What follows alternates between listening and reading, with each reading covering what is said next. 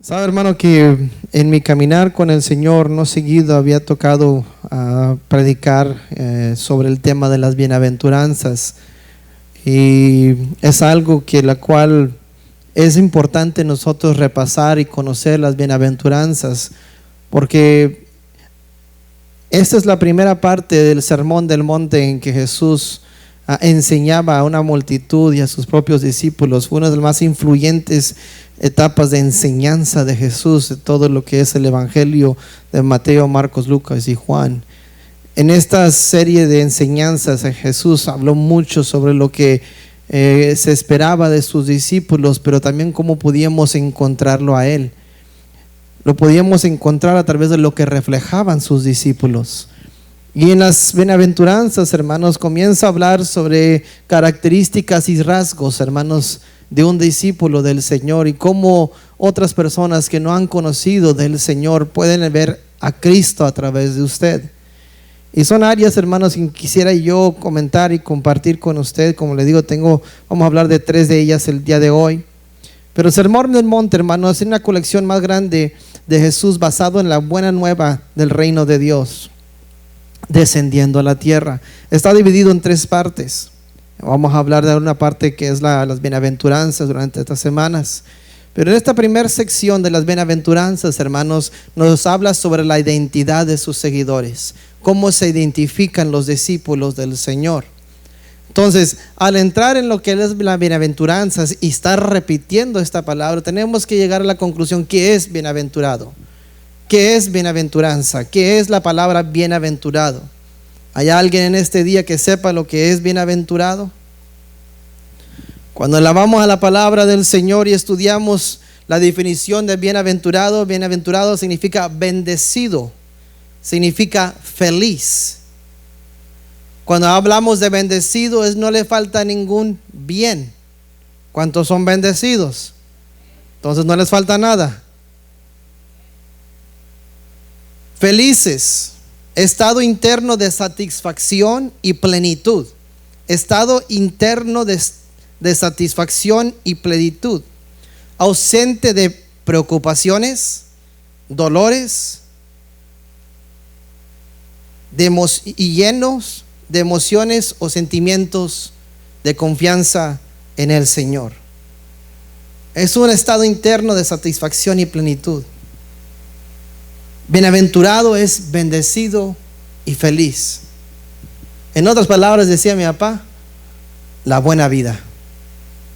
Describe a alguien que experimenta el favor y la abundancia de Dios.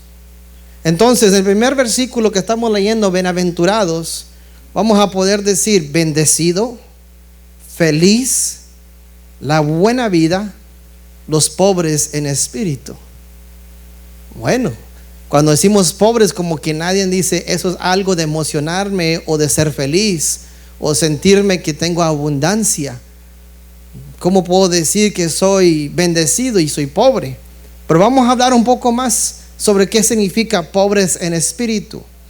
Pobre significa escaso, insuficiente, no tiene lo necesario para su diario vivir. Espíritu, ¿de dónde es el espíritu? Es el aliento de vida que Dios nos dio para vivir y tener una relación con Él. Cuando Él forma al hombre, hermanos, en el capítulo, en el principio, en Génesis, dice que Él sopló al hombre aliento de vida. Lo diseñó, lo hizo a su imagen y semejanza, pero el toque final fue el aliento de vida, el espíritu que sopló dentro del hombre.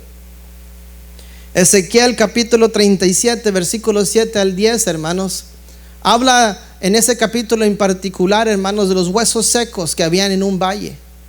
Y cómo Él le habló una palabra a aquellos huesos, hermanos, y aquellos huesos comenzaron a incorporarse una parte con otra, hasta llegar a establecerse un ejército. Pero dice ahí en esos versículos que no había espíritu dentro de ellos. Y el Señor le habla a Jeremías, a Ezequiel, y le dice: declara que el espíritu sobre ellos. Y cuando Él lo declara, ellos cobran vida. El espíritu de Dios entra, el espíritu de vida entra en ellos. Entonces, está hablando del aliento de vida que tenemos, que nos permite vivir y tener una relación con Dios.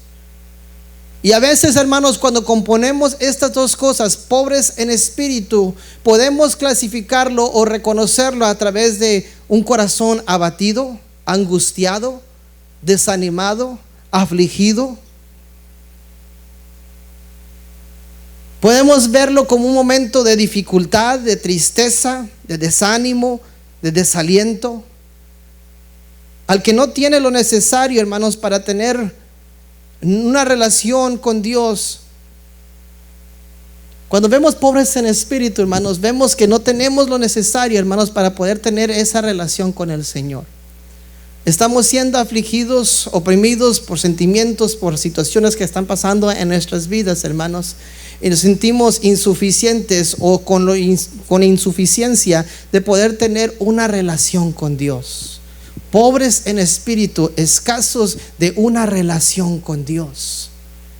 Entonces, hermanos, en una etapa de nuestras vidas todos nos encontramos de esa manera, escasos de una manera de poder acercarnos a Dios, de poder tener una relación con Dios.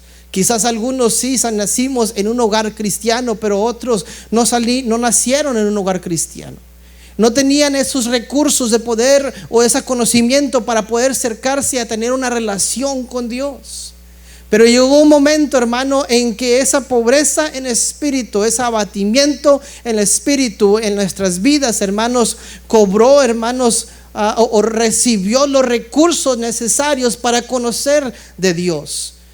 Y eso fue a través de la palabra del Señor. Cuando hablamos de pobres en espíritu, es de que nosotros no tenemos lo suficiente para poder acercarnos a Dios por nuestros propios méritos y nuestras propias fuerzas, sino que necesitamos la ayuda, el auxilio de alguien para poder acercarnos a Dios. Y en nuestra vida, hermanos, esa persona es Jesucristo. Bienaventurados, felices, bendecidos, hermanos, es aquellos, hermanos, que reconocieron la condición en cual se encontraban, escasos y lejanos de Dios, pero que un día ese mismo entendimiento de su condición lo llevó a conocer su Salvador, su Redentor. Pero si no podemos reconocer nuestra condición, en cómo nos encontramos, no vemos la necesidad que tenemos de Dios, por tanto vivimos lejados de Dios. Y aunque podamos ser felices con las cosas temporales, por un tiempo temporal, las cosas eternas, hermanos, están perdidas hacia nosotros, están lejanas a nosotros, están ajenas de nosotros. Mas sin embargo, hermanos, cuando tenemos, hermanos, la oportunidad de reconocer, hermanos, nuestra situación, nuestra condición, y poder acercarnos a escuchar la voz de Dios, tenemos la oportunidad, hermanos, de conseguir las llaves que dan paso al reino de los cielos. A los pobres, hermanos, a los que no tienen poder, a los que no tienen quizás preferencia, o que no tienen un lugar de eminencia dentro de la sociedad, les he dado el poder para ser llamados hijos de Dios. Juan capítulo 1, hermanos, habla de que a los suyos vino y los suyos no le recibieron, mas los que le recibieron les dio potestad, les dio poder de ser hechos o llamados hijos de Dios. El que no era parte del plan, el que no era considerado parte del grupo, hermanos, fue, hermanos, alcanzado por la misericordia y la gracia del Señor, porque podemos reconocer nuestra condición, que sin Cristo no podemos lograr algo, hermanos. Pero no tan solo nos dio poder para ser llamados y ser hechos hijos de Dios, sino que nos dio poder, hermanos, por medio del Espíritu Santo para ser testigos de lo que Dios ha hecho en nosotros. Entonces vemos, hermanos, que la condición, hermanos, de ser pobres en espíritu, el saber que estamos escasos humanamente de los recursos para poder tener una buena relación con Dios, nos lleva a tener un encuentro con Cristo, nos empuja a tener un encuentro con Cristo, nos lleva a tener una relación con Cristo. Si no entendiéramos, hermanos, nuestra condición, no pudiéramos ver la necesidad que tenemos de Cristo para llegarnos a con Dios. Pensaríamos que a través de los actos, las costumbres, las tradiciones, las cosas que hacemos a diario, podemos tener una relación con Dios. Podríamos decir que porque soy bueno tengo relación con Dios, pero hay nadie que sea bueno, no hay solo uno, dice la palabra del Señor. Dice su palabra: por cuanto todos pecaron, están separados, destituidos de la gloria de Dios. Cuando yo reconozco, hermano, mi condición delante del Señor, verdaderamente puedo ser bendecido y feliz, porque entiendo que necesito a Cristo. Y lo que trae esto, hermanos, es el reconocimiento también de lo que Cristo hizo por mí, para poder traer una relación nueva conmigo y con su Padre Celestial. Yo puedo reconocer que entonces soy redimido, tengo a alguien que me ama. Tengo a alguien que se interesa por mí, alguien que no nomás lo dijo, sino que lo mostró en la cruz del Calvario, entregándose a sí mismo por mí. Pero mientras que no entienda o no haga pasado por ese proceso, hermanos, de quebrantado o pobre en espíritu, escaso de las habilidades de tener una buena relación con Dios, yo no puedo reconocer mi necesidad de Dios. Y vago, pensando que las riquezas, que la gloria, que la fama de este mundo lo va a poder llenar todo, hermanos. Pero todas esas cosas pasan. Mas sin embargo, hermanos, cuando Cristo está en el corazón, aunque no tengamos esa abundancia de cosas, tenemos felicidad, tenemos gozo, porque Cristo casa con nosotros.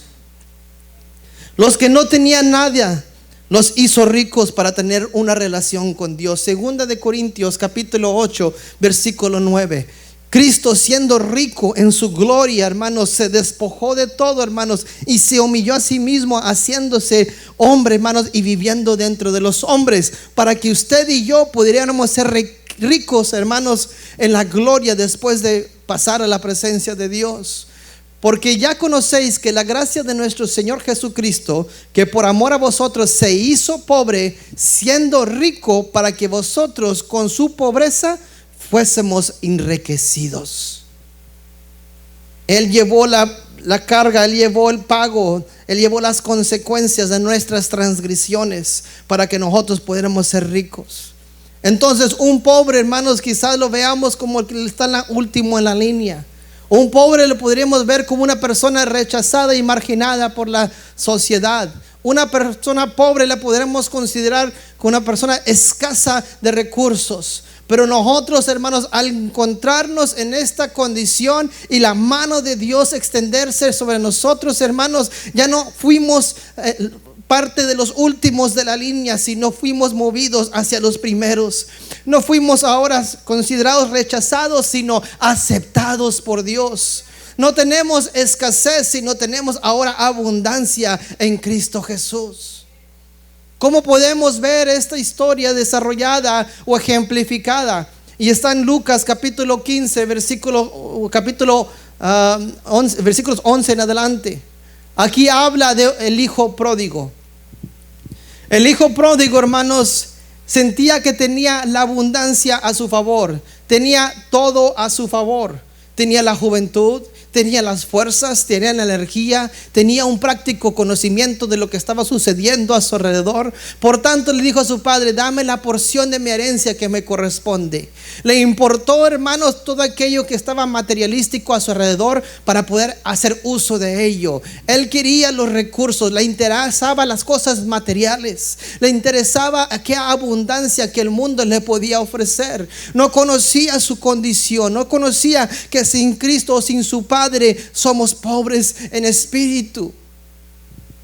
Mas sin embargo, hermanos, cuando él toma todo aquello que se le fue dado, hermanos, dice que se fue a una provincia lejana, hermanos, y usa todas esas riquezas, todas esas cosas que acumuló su padre o a través del tiempo, y las usó perdidamente, de una manera equivocada. Y cuando tuvo hambre, hermanos, no hubiera alguien, hermanos, que le diera de comer. No hubiera alguien que le ayudara a saciar su necesidad. Pero en un momento bajo de su vida, cuando estaba alimentando a los marranos, los puercos, hermanos, dice que él deseaba comer de las algarrobas que comían aquellos marranos. Tal era la condición de él, hermanos, cómo se rebajó a él, hermanos, por enamorarse y aferrarse a las cosas materiales de esta tierra, por aferrarse. Y no digo que las cosas materiales son malas, hermanos, pero a veces, hermanos, en vez de buscar el reino de Dios y su justicia y dejar que las cosas sean añadidas, buscamos las cosas, hermanos, y luego dejamos que Dios se vaya añadiendo a medida que nosotros acumulamos tesoros aquí en la tierra. Llegó un momento en que él llegó a su punto más bajo, y dice que en ese punto más bajo, cuando toca fondo, dice que vuelve en sí. Ese es el momento que reconoció, hermanos, su condición. No tan solo el momento presente, sino su condición en lo espiritual. Que él, lejado de su padre, lejado de su familia, estaba perdido y sin esperanza, que no habían posibilidades para él, no había un remedio para él, que nadie lo consideraba a él, que aunque había llegado a esta provincia con abundancia, aunque había tenido muchos amigos, en el momento que más necesitaba a alguien, él estaba solo. Él estaba ausente de amistades o relaciones a su alrededor. Pero en ese momento que él volvió en sí, dijo: ¿cuántos jornaleros en la casa de mi padre tienen abundancia de pan? Él se recordó que había un padre que se interesaba por él. Él se recordó que había un padre que en un momento lo tuvo que despedir porque él escogió irse de casa. Él se recordó que un padre que lo había criado, que lo había abrazado, que le había mostrado amor. Él se recordó que aún había alguien que se interesaba por él. Y le dijo: ¿saben qué? Voy a ir, voy a pedir perdón, voy a pedir que él me haga como uno de sus jornaleros, uno de sus siervos. No me tiene que aceptar como hijo de nuevo, no tiene que hacerme parte de la familia de nuevo. Y dice que él vuelve a la casa de su padre, hermanos. Y dice que cuando su padre lo vio de lejos, el padre corrió hacia él para recibirlo y abrazarlo, hermanos.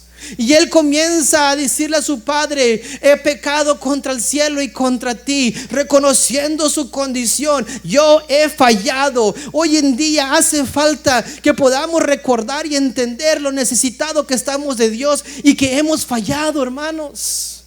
Que cada día estamos fallando en una área o de otra y que necesitamos de Dios, que dependemos del Señor. Y él reconoció su condición, reconoció su estado, y le dice: he pecado contra el cielo y contra ti, no soy digno de ser llamado tus hijos, hazme como uno de tus jornaleros. Él pidió perdón por su condición. Pero qué lindo el padre, hermanos, que no vio la condición en que se encontraba, no vio las palabras que estaba diciendo. Él vio que su hijo había vuelto a casa. Él había visto que su hijo estaba de nuevo juntamente con él. Lo demás salía sobrando, tenía vida, tenía fuerza, tenía salud. Y de eso el padre podía tomar y usar para darle un nuevo comienzo a él. El hijo llegó ahí, hermano, reconociendo su pobreza en espíritu, su falta de recursos de tener una relación con su padre, que no merecía tener esa relación. Mas sin embargo, su padre hizo de su visita, de su regreso a él, una oportunidad para redimirlo, para darle un nuevo comienzo. Dice ahí, hermanos, que no tan solo corrió al padre hacia él, lo abrazó y lo aceptó en casa, sino que dijo: vayan y traigan los vestidos, traigan el anillo, hagamos fiesta, porque este hijo que era muerto ahora vive. Hizo fiesta el momento que el hijo reconoció, hermanos, la condición en que se encontraba y regresó a casa. Cuando nosotros podemos reconocer nuestra condición y entender, hermanos, lo necesitado que estamos de Cristo, hermanos, podamos apreciar el amor y la gracia y la misericordia que se ha derramado sobre nosotros. Y entonces, hermanos, podremos ser verdaderamente felices, porque no es, hermanos, con fuerza ni con espada, sino con el Santo Espíritu de Dios. No es que quiere o el que puede, sino que en Dios tuvo misericordia, y tuvo misericordia de usted y tuvo misericordia de mí. Cuando yo entiendo que no lo pude haber logrado por mis propias fuerzas, pero Cristo lo logró por mí, que a pesar de quien yo era, Él se sacrificó por mí, entonces puedo ser verdaderamente bendecido y feliz, que no me falte cosa alguna, que estoy satisfecho, hermanos. ¿Por qué? Porque tengo a Cristo y lo tengo todo. Todo lo demás es una añadidura. Pero hay que reconocer nuestra condición. Hay que reconocer, hermanos, que sin Cristo, hermanos, estamos perdidos. ¿Cuándo fue la última vez, hermanos, que te alegraste y descansaste, hermanos, porque sabías que no tenías la solución, pero servías a aquel que tiene la solución? Que de su boca, de su palabra, de la palabra del Señor, estaba el mensaje para poder cambiarlo todo. Por verse en espíritu. Siguiente versículo dice: bienaventurados los que lloran. Yo creo que podemos identificarnos, hermanos, al ver esto, hermano, todos, de que hay momentos en la vida que hay que derramar lágrimas o derramamos lágrimas por cosas que suceden en nuestras vidas. Lloramos. Sin esas lágrimas, hermanos, no podría haber alguien que vendría a consolarlos. Por esas lágrimas que se derraman por una dificultad que hemos pasado o vivido, alguien viene y nos consuela, nos abraza y nos da palabras de aliento. Cuando dice aquí llorar, habla de derramar lágrimas a causa de un efecto muy vivo dentro de nosotros. Algo que ha ocurrido, que nos ha sacudido. Cuando dice recibir, es tomar algo de alguien. Cuando dice consolación, habla sobre el aliviar la pena o angustia de una persona. Eso dice aquí: bienaventurados los que lloran, los que derraman sus lágrimas, porque recibirán, tomarán algo que se les va a dar para aliviar la pena y la angustia que están viviendo. Bienaventurados los que lloran. Yo le pregunto: ¿aún se recuerda del momento que se encontró con Cristo? ¿Aún se recuerda de ese momento que tuvo ese encuentro con Cristo? ¿Se acuerda de ese momento en que usted derramó sus lágrimas delante del Señor? ¿Se recuerda cómo se encontraba usted? Quizás más de uno, hermanos, cuando nos tuvimos nuestro primer encuentro con Cristo y aceptamos a Cristo como Señor y Salvador de nuestras vidas, sentíamos la necesidad de aceptarlo cada día que veníamos a la casa del Señor, porque era tanto, hermanos, el entendimiento que estábamos lejanos de Dios, que buscábamos cada día acercarnos y tener bien nuestra relación con Dios. Había un momento de quebranto. Entendíamos que necesitábamos de un Salvador, de un proveedor, necesitábamos de un Redentor, y que no lo merecíamos, mas sin embargo Cristo lo hizo por nosotros. ¿Aún siente el dolor por el pecado que practicaba, hermanos? ¿Aún siente el dolor por ese momento cuando usted reconoció: yo le he fallado a Dios? ¿Aún sentimos ese dolor, hermanos? Hoy en día quizás ya no practicamos el pecado, vamos a decir, de fornicación o de adulterio, de mentiras o de estas cosas, pero hay otras cosas que todavía afligen nuestras vidas en nuestro caminar con Dios. Pablo dijo: lo que yo quiero hacer no lo hago, y lo que hago no lo quiero hacer. Miserable de mí, ¿quién me librará de este cuerpo? Él entendía que dentro de él había algo llamado pecado que no lo dejaba vivir una vida completamente entregada a Dios. Cada día estaba en una lucha espiritual, una lucha personal por querer hacer lo correcto. Nosotros, hermanos, a diario estamos también igual, hermanos, estamos en una lucha. La victoria ya no la dio Cristo a nosotros aceptarlo como Señor y Salvador, pero a diario estamos enfrentando la lucha que cuando la levantamos tarde, hermanos, y estamos a la carrera y nos enojamos con nuestros hijos: apúrate, ¿por qué no estás despierto? ¿Por qué no estás despierta? Y ahí estamos, y nos vamos, hermanos, a la carrera, y vamos en el camino, y en momentos se nos atraviesa alguien y ya estamos atrasados, y le decimos: Dios le bendiga, pero no con esas palabras. Y nos vamos llegando al trabajo, hermanos, y que la máquina para ponchar nos sirve. Y esto siempre les he dicho, que esta máquina no sirve, y no la arreglan. Cada día, hermanos, tenemos las propensidades, hermanos, de fallar, de cometer errores. Dios se da cuenta que su herramienta preferida del trabajo se la acaban de llevar, o que alguien más la está usando, y demás se la está usando a quien usted le cae más mal a él, o ella le cae más mal a usted. Y dice, y hay esa propensidad de pecar, de fallar. Qué lindo, hermanos, que podamos llegar a la casa y decir: Señor, ayúdame. Porque una lucha diaria tengo, Señor, con el pecado, con enojarme, con airarme, Señor. Y cometí quizás en este día muchos errores, Señor. Perdóname, Padre, que nunca me deje de doler, Señor, la condición del pecado que mora dentro de mí. Que no me sienta tan santo que siga yo. Yo no necesito quebrantarme delante del Señor. No necesito más del Señor, sino al contrario, que pueda reconocer en mis debilidades lo mucho que necesito de la presencia de Dios, de la palabra del Señor, de la fuerza del Espíritu Santo en mi vida. Que podamos aún, hermanos, encontrar consuelo en las lágrimas que se derraman porque les duele la condición en que estamos. Que aunque hemos sido redimidos, hermanos, hemos redimidos, ya tenemos que vivir en esta tierra. Y todavía hay lucha, y todavía hay pruebas, y todavía hay situaciones que enfrentamos, hermanos, que afligen nuestras vidas y que pueden separarnos del Señor. Mas sin embargo, cuando podemos llegar a nuestro aposento, a nuestra casa, a nuestro hogar de oración y derramar nuestras lágrimas delante del Señor, estamos teniendo un corazón sensible a Dios y al pecado que mora dentro de nosotros. Ya hay cosas, hermanos, que no podemos practicar y hacer porque comienzan a inquietarnos, nos comienzan a estorbar, nos comienzan a molestar, nos comienzan a redarguir. No podemos, hermanos, hacer lo que antes hacíamos. Yo recuerdo en un tiempo pasado, estaba enseñando yo en la escuela dominical, en la iglesia en que estábamos, y estaba hablando sobre un tema similar.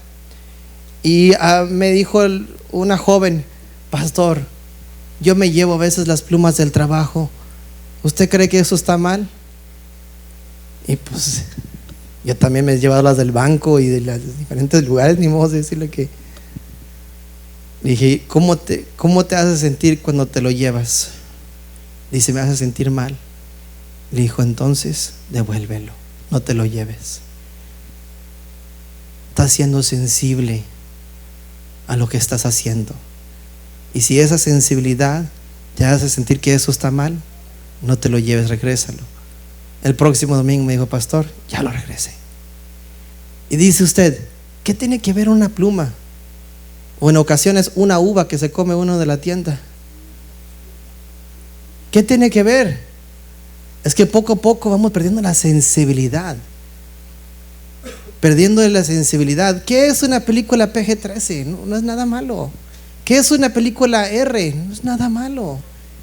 Con que no tenga escenas malas, pero aunque tenga muchas maldiciones. Y ya nos volvemos insensibles, hermanos. Ya no sentimos redargüimiento, ya no nos inquieta dentro de nosotros, y ahí es donde hay que preocuparnos. Aquí entre comillas, si su esposo se queda dormido en el sofá porque hubo algo y una diferencia, eso debe inquietarlo.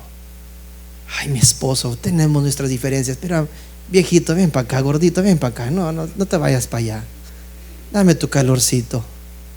Y de igual manera, si usted, hermano, manda a su esposa al sofá, igual vaya a acompañarla, vaya con ella.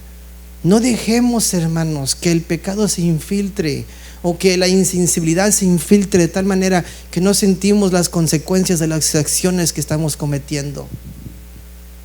Que podamos entender que el pecado, hermanos, sagazmente se va infiltrando como se infiltró Satanás en el huerto del Edén, y poco a poco fue susurrando al oído de Eva, hasta que ella fue encandilada por esas palabras y tomó de la fruta. El enemigo va a ser bien astuto, sabiamente, astuciamente se va a ir metiendo hasta que ya no vuelvas a tener una sensibilidad, no tienes una sensibilidad a la condición que se está convirtiendo tu hogar, tu vida, tu familia. Por eso es importante derramar nuestras lágrimas delante del Señor, para poder nosotros cada día entender que dependemos y necesitamos de Dios. Fíjense, hermanos, yo estaba hablando con mis hijos esta semana y les decía algo.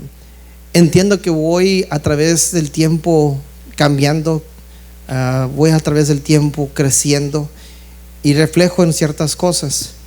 Cuando estaba joven, le digo, a veces cometí muchos errores, porque a veces es inmaduro uno, es ignorante uno a ciertas cosas. Uno en un momento se cree que todo lo sabe, y hay muchas cosas en la juventud que te falta por aprender. Y cometí muchos errores porque no la estaba aprendiendo a tiempo, y los aprendí a través de los errores que cometí. Dije, pero a través del tiempo he mejorado, he sido diferente, he ido cambiando. Pero ahora me doy cuenta, en la edad joven de 20 años que tengo ahorita, que aún tengo una lucha. Porque a lo mejor ustedes me podrán entender, a lo mejor algunos no. Pero cuando el cuerpo de uno va cambiando, hermanos, ya no es tan solo una lucha con la madurez, es una lucha contigo mismo en tu físico. Cuando ya comienza a cambiar tus niveles de colesterol, de la presión, del azúcar, ya no es tanto de lo que lo que está haciendo alguien te enoja, es que ya fácilmente te alteras por esa condición. Entonces ya uno tiene otra lucha diferente. Y tiene que uno comenzar a refrenarse y tomar conciencia de cómo está reaccionando uno. Y yo a veces, en lo personal, notaba que a veces fácilmente me molestaba con algo. Y decía, pero ¿por qué? Si ya esta etapa ya la pasé, ya no soy joven, ya tengo. Pero me di cuenta que a veces hay desbalances químicos en el cuerpo que llevan a que uno reaccione de una manera que no quiere reaccionar, pero que si no tomas conciencia, eso mismo toma su lugar y reaccionas ásperamente. Reaccionas de manera fuerte con tu esposo, con tu esposa, con tus hijos. Entonces ya tengo otra lucha personal dentro de mí que no la puedo controlar. Y aunque la quiera controlar con pastillas o con medicamentos, a veces que esos medicamentos también llevan sus efectos secundarios y tengo que lidiar con eso. Entonces ya es una diferente lucha. Ya no es porque yo esté ignorante o inmaduro o que me la crea que me la sé todo. Ahora estoy luchando con algo en mi interior, en mi cuerpo también, que me lleva a reaccionar de ciertas maneras que yo no quiero hacerlo. Entonces me lleva a tener que ser aún más sensible, más consciente de mis reacciones, de mis pensamientos, de mis palabras. Tengo que pensar 2 veces antes de reaccionar, pensar 2 veces antes de llevar a cabo una acción. Y cuando la llevo a cabo, hermanos, y cometo un error, eso debe quebrantarme. Eso debe decir, Señor, ayúdame, Señor, para que no siga yo de esta manera. No dejar que el pecado se infiltre de tal manera, por una o de otra manera, hermanos, que ya no sea sensible a tu voz, a tu redargüimiento, porque yo quiero tener una vida cerca contigo. Entonces, cuando dice bienaventurados los que lloran, hermanos, felices y bendecidos, la buena vida viven aquellos que saben quebrantarse delante del Señor, reconociendo primeramente, hermanos, su necesidad de Dios, reconociendo que aunque hemos sido salvos, hemos sido hechos salvos, fallamos diariamente, pero que el Señor nos redime, que Dios nos perdona. También, hermanos, debemos de tener una sensibilidad, no tan solo, hermanos, por algo personal, sino la vida de aquellos que están a nuestro alrededor. Derramar nuestras lágrimas por aquellos que no han conocido a Cristo como Señor y Salvador en nuestras vidas, por nuestros hermanos, hermanas, familiares, pidiendo a Dios que Dios los alcance a ellos, no dejar de derramar lágrimas por ellos. Poder interesarnos, hermanos, la situación en la sociedad que hay a nuestro alrededor. Una pregunta que yo le hago: ¿cuándo fue la última vez que usted vio la condición de una persona en la calle, en el supermercado, y lo quebrantó y lo hizo llorar? Yo le puedo decir, hermanos, que más de una ocasión, hermanos, yo he visto cómo el enemigo ha sacudido una vida, hermanos, y por más que le he querido ayudar, hermanos, no se ha dejado ayudar, y me duele y me quebranta el verlos en esa condición. Porque por más que he querido ayudarles, no se dejan ayudar. Y yo sé las consecuencias si ellos viven alejados de Dios. Yo sé lo que va a pasar si siguen en ese camino. Y me duele y me quebranta y derramo mis lágrimas por ellos. ¿Cuál fue la última vez que usted derramó sus lágrimas por lo que está pasando a su alrededor? Ahorita hay ese peligro y ahí hemos visto ya familias, hermanos, que están pasando por procesos muy difíciles, ya sea por inmigración o por trabajo o por una y otra cosa. ¿Cuándo fue la última vez que hemos derramado nuestras lágrimas por esas personas? por esos hogares que han quedado sin un padre, por ese hogar donde quedó sin una madre, o en ese hogar donde ha quedado sin hijos porque un accidente sucedió. Hace poco aquí en la McDonald's de aquí en la West Road hubo un tiroteo y un joven de 17, 18 años, hermanos, fue asesinado. Joven, por una riña entre pandillas, por una riña ahí que tenían por una muchacha. Hermanos, tan rápido cambia la vida.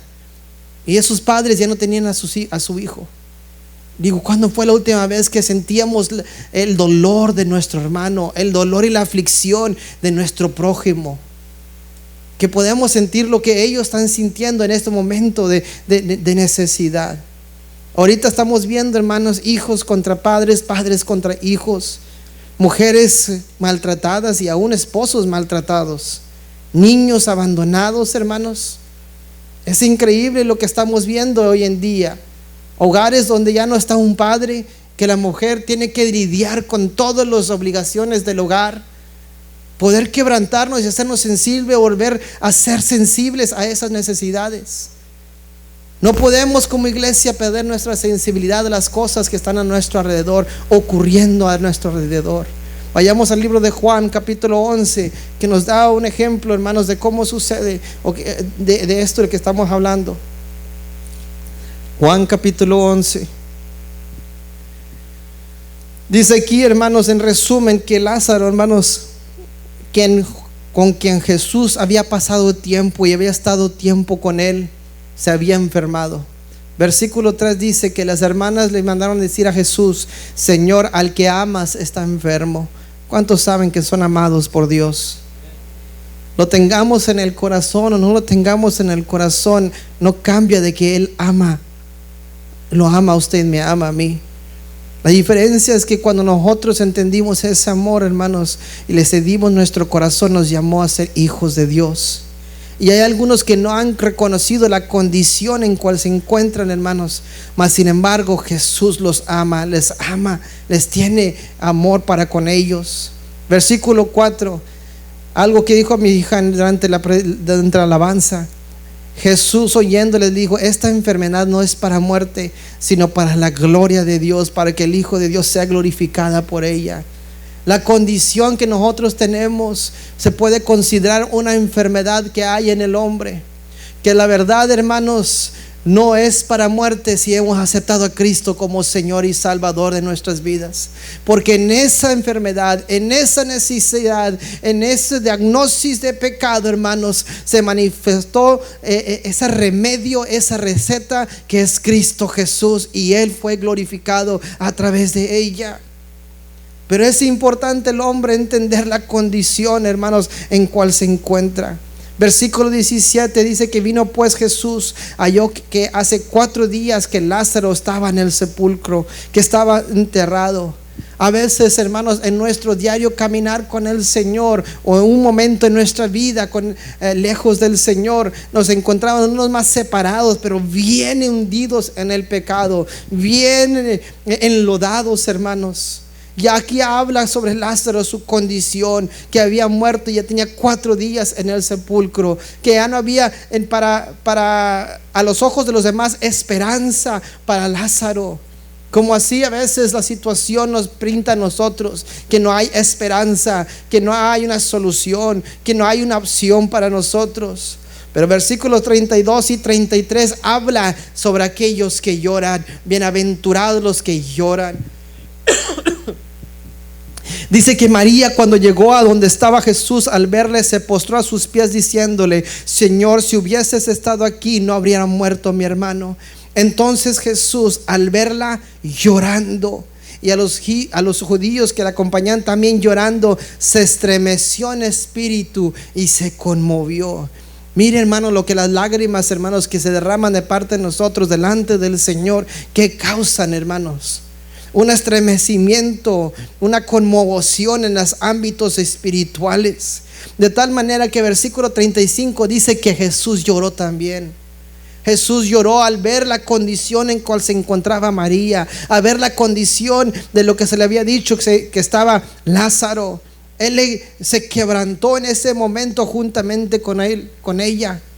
Qué cosas, hermanos, que cuando nosotros, hermanos, quebrantamos del Señor, hermanos, el Señor se quebranta juntamente con nosotros, porque reconocemos nuestra necesidad de Él, y Él ve nuestro corazón contrito y humillado, quebrantado, y eso, hermano, trae esa alegría al corazón de Él, porque reconocemos que dependemos y lo necesitamos a Él.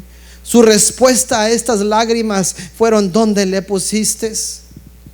¿Dónde está tu dolor? ¿Dónde está tu aflicción? ¿Dónde está esta condición que aflige a tu hogar?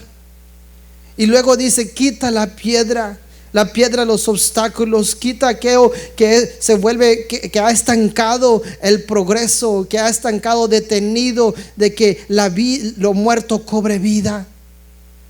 Pero comienza a decir después de eso, hablando a Lázaro: Lázaro, ven fuera.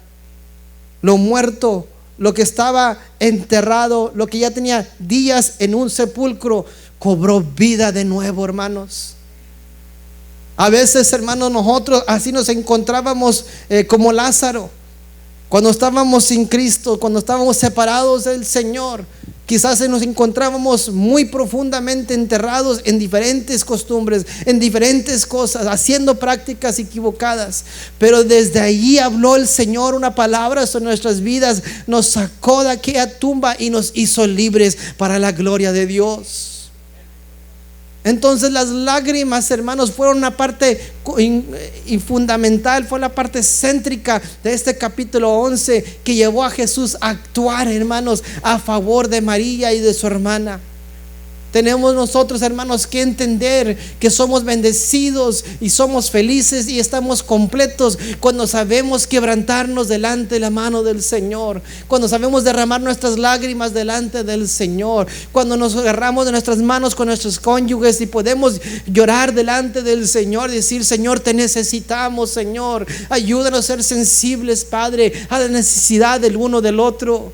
Ayúdanos a ser sensibles a la necesidad de nuestros hijos. Ayúdanos a superar esta prueba, Señor. Que no perdamos la sensibilidad, hermanos, a nuestra necesidad de Dios. Que no perdamos esa sensibilidad, que no se vuelva algo monótono nuestro caminar con el Señor, sino que cada día esté viva y viva esa relación. ¿Cuándo fue la última vez, hermano, que meditó en la condición en que viví, hermanos, y nos quebrantamos?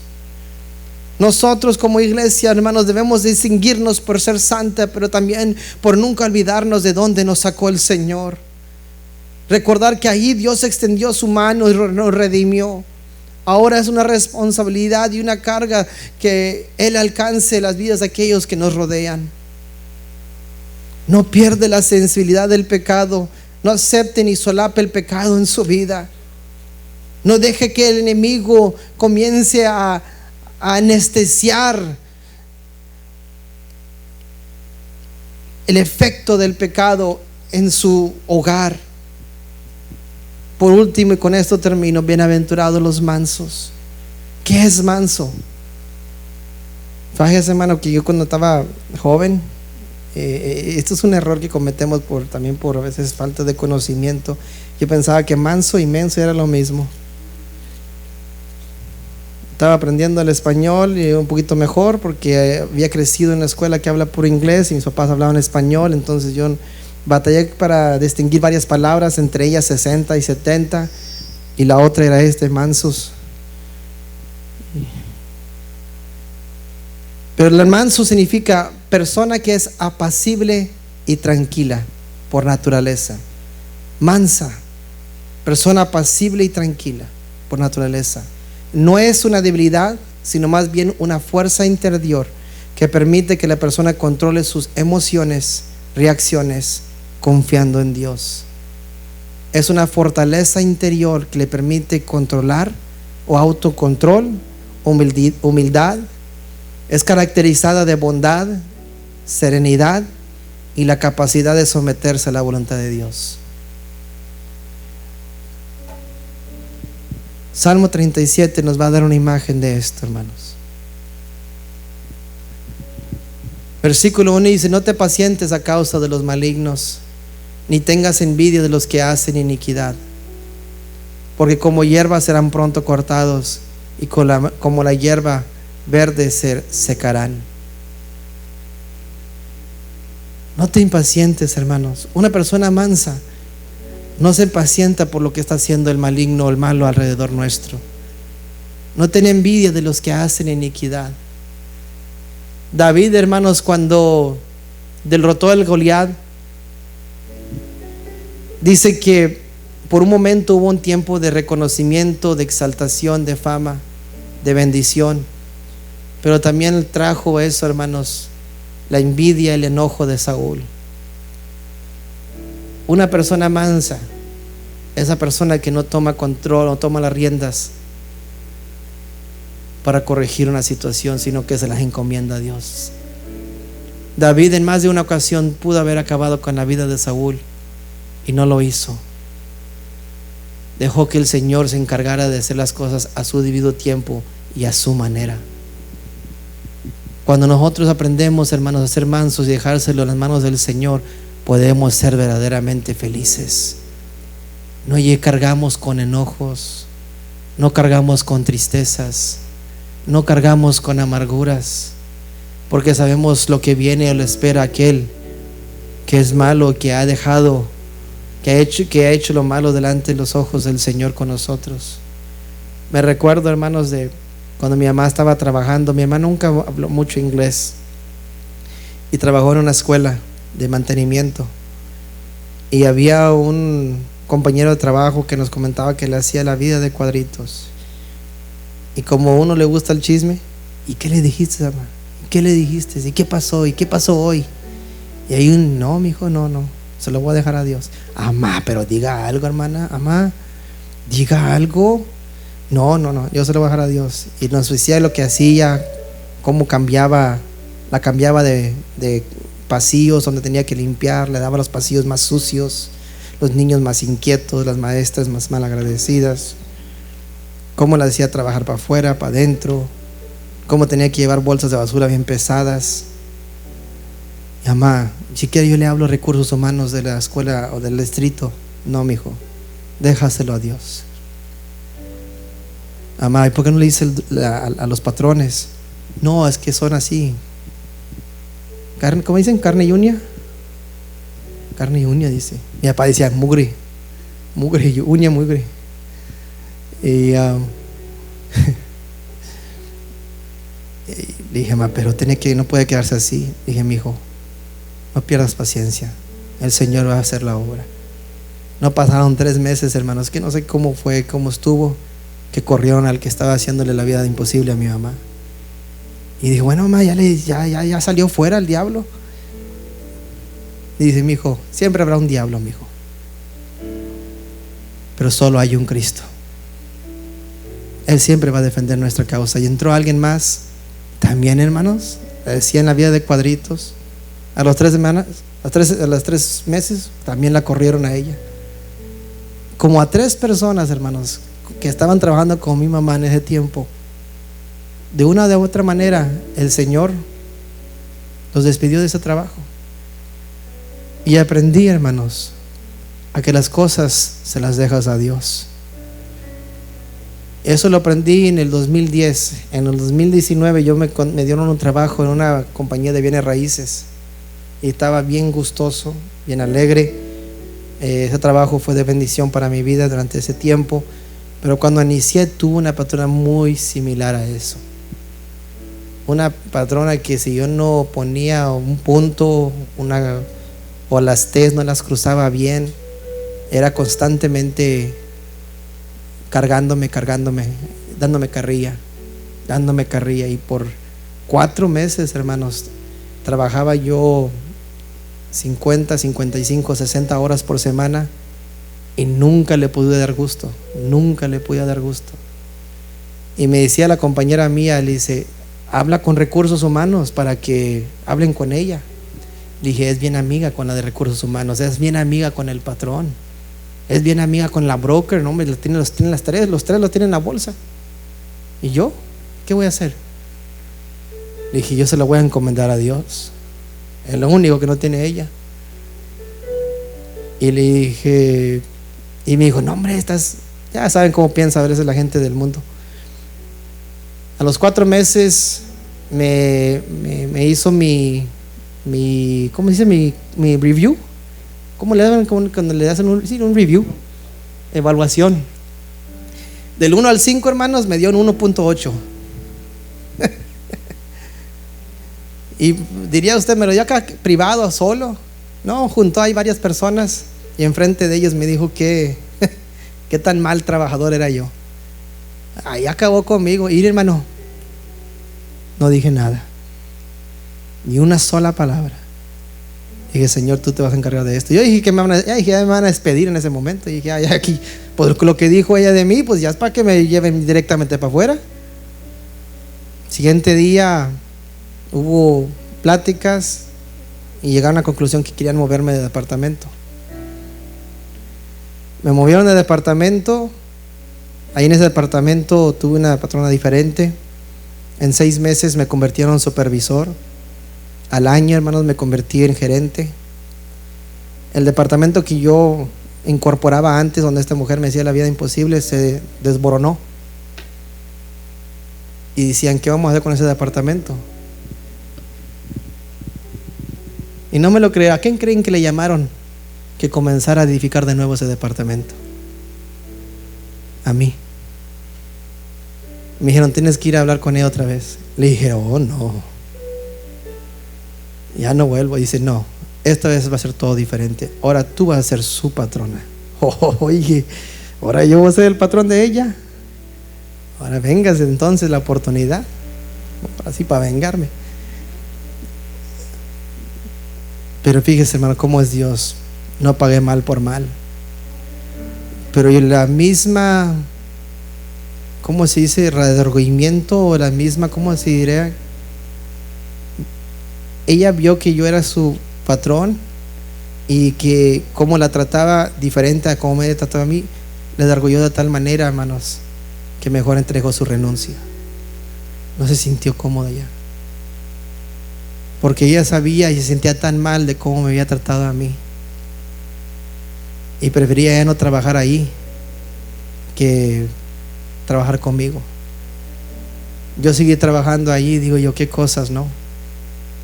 Que todos aquellos que buscan el mal contra de ti, si tú eres mansa, si eres manso, el Señor se encargará de ellos. No vas a tener que levantar un dedo, no vas a tener que hablar nada. El Señor se va a encargar. Ahora, el Señor no trabaja en el tiempo de nosotros. Nosotros ya quisiéramos ver que alguien se pareciera y hiciera algo, pero Dios lo sabe ser perfecto. Con Él no va a ser una caída y se van a levantar de nuevo. No, es para desplazarlos de nosotros.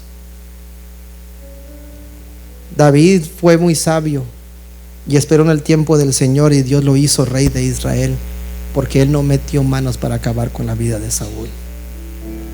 Él dejó que Dios se encargara de todo. Versículo 3, confía en Jehová, haz el bien. Versículo 4, deleítate a sí mismo en Jehová, gózate, alégrate en Dios, toma placer en quien sirves, en quien honras. Gózate de poder servirte al Señor, de que eres un cristiano, de nuestra hija y hijo de Dios. Sabe que Dios está contigo, Dios está peleando tus batallas, y que dice aquí, y Él te concederá las peticiones de tu corazón. Que en su momento, quizás sea mañana, en una semana, 2 meses, 6 meses, 1 año, el Señor se va a encargar de hacer lo que tú no puedes hacer. Pero que mientras que tú te deleitas en Él, que tú te agradas y te gozas en Él, estás creando un ambiente, una atmósfera donde el poder de Dios se puede manifestar en tu vida y en tu familia. Tuve una tía que por mucho tiempo le sirvió al Señor, hermanos, que estuvo como Elizabeth ahí en la casa del Señor, siempre buscando el rostro del Señor. Tuvo un esposo, hermanos, que la golpeaba mucho, que la maltrataba mucho, que era muy borracho. Pasaron 10, 15, 20, 30, 40 años, hermanos. Ella le pegó lo que le llaman Lou Gehrig's disease. Su cuerpo se fue no pudo hacer uso de sus miembros, y finalmente ella ya estaba por morir.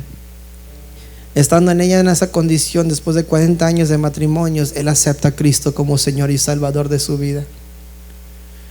Lo último que ella alcanzó a ver fue que él comenzó a ir a la iglesia y servir a Dios. Ella esperó casi 40 años para ver a su esposo entregando su vida a Cristo, pero esos últimos momentos viéndolo servir a Cristo valieron la pena los 40 años de esperar el tiempo de Dios. A veces hay soluciones rápidas y hay otras que son más prolongadas, pero cuando tú te deleitas en el Señor, Él concederá las peticiones de tu corazón. La persona mansa encomienda a Jehová su camino, y confía en Él. Encomienda es encargarle a alguien la realización de una acción, poner algo bajo el cuidado de alguien. Mis hermanos y hermanas que tienen sus hijos, ¿usted le pondría a sus hijos en manos de cualquier persona? ¿Usted le pondría a sus hijos en manos de cualquier persona? Usted quiere saber que es una persona digna de confianza, una persona que es confiable, una persona que es responsable, una persona que ha hecho y tiene una reputación de hacer lo correcto. Usted pondría su confianza en ellos. Así es el Señor, hermanos. Es digno de confianza. Es digno de poder reconocer como responsable con nosotros. Que podamos nosotros encomendar, poner en sus manos nuestras necesidades, confiar en Él y Él hará. Exhibirá tu justicia como luz y tu derecho como el mediodía. Dice: guarda silencio ante Jehová y espera en Él. No alteres con motivo al que prospera en su camino, por el hombre que hace maldades.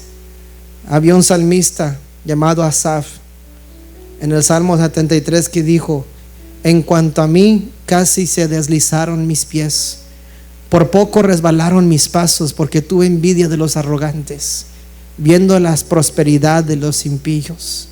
Y comienza a decir cómo ellos no trabajan, mas acumulan riquezas, cómo les va bien en la vida y a mí es un sufrimiento. Pero llega un momento en que él llega al versículo 17 y dice: hasta que entrando en el santuario de Dios, hasta que entrando en la casa del Señor, comprendí el fin de ellos. Comprendí que aunque estaban acumulando riquezas y que le estaba yendo bien en esta vida, el fin de ellos no sería tan favorable. Y aunque a mí, el salmista dijo: estoy luchando, estoy batallando, estoy sufriendo, yo sé que mi Redentor vive y que aún del polvo Él se levantará. Yo sé que un día, cuando yo cierre mis ojos aquí, el sufrimiento cesará y comenzará la gloria de Dios a manifestarse a mi favor en las patrias celestiales. Yo sé que el amor de Dios se extenderá sobre mí. Versículo 8: deja la ira y desecha el enojo. No te excites en manera alguna a hacer lo malo, porque los malignos serán destruidos, pero los que esperan a Jehová, ellos heredarán la tierra. Una persona mansa, una persona que sabe esperar, que controla sus acciones, controla sus reacciones, pero que espera en el Señor. Versículo 11 dice algo que coincide con esta bienaventuranza: pero los mansos heredarán la tierra y se recrearán con abundancia de pan. Bienaventuranza, bienaventurados. ¿Cuántos hermanos son bienaventurados? ¿Cuántos en esta noche son bienaventurados? Si somos bienaventurados, sabemos, hermanos, cómo ser pobres en espíritu.